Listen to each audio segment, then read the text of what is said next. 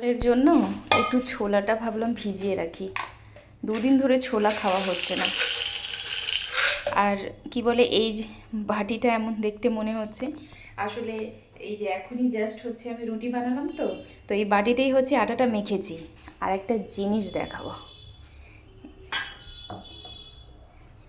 কি বলে, আমার এই যে বয়ামটা, আচার বানানো বয়াম, হ্যাঁ বয়ামটা কিন্তু একদম ঠিক আছে, উপরের ঢাকনাটা, এই বয়ামটা প্রায় 1.5 বছর মতন হলো। তো ওই বাজার থেকে কিনে এনে দিয়েছিল 50 টাকা দিয়ে।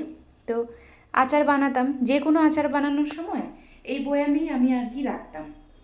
তো ঢাকনাটা বন্ধ, উপরে ঢাকনাটা যেটা ছিল সেটা স্টিলের ছিল না, প্লাস্টিকের ছিল, সেটা না ফেলে দিয়েছি ডাস্টবিনে।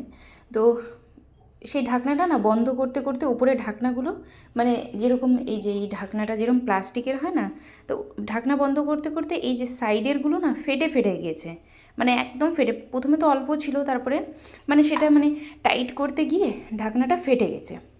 তো এখন ওরকম থাকলে তো আচার নষ্ট হয়ে যাবে। তো এখন কি করব, ঢাকনাটা ফেলবো, ঢাকনাটা তো ফেলেই দিলাম।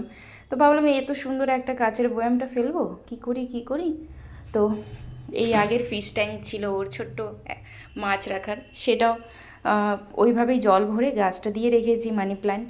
তা ভাবলাম এটাকেও তাহলে একটু, এই যে এই গাছটা ছিল পাতাবাহার, সেটার হচ্ছে একদম কচি কচি পাতাটা উপরে এসেছিল, সকালবেলা সেটাই কেটে ভাবলাম এই জলের মধ্যে হচ্ছে একটু ডুবিয়ে রাখি। দেখতেও সুন্দর লাগছে না, একদম সবুজ সবুজ, বাড়িতে একটু গাছগাছালি সবুজ ছোঁয়া থাকলে আর কি ভালো লাগে। তো এটাই এখন মাজলাম, সকাল থেকে সার্ফের জলে ভিজিয়ে রাখছিলাম, এখন ভালোভাবে এটাকে মেজে এই যে এইভাবে করে গাছটা রাখছি। কেমন লাগছে অবশ্যই জানাবে।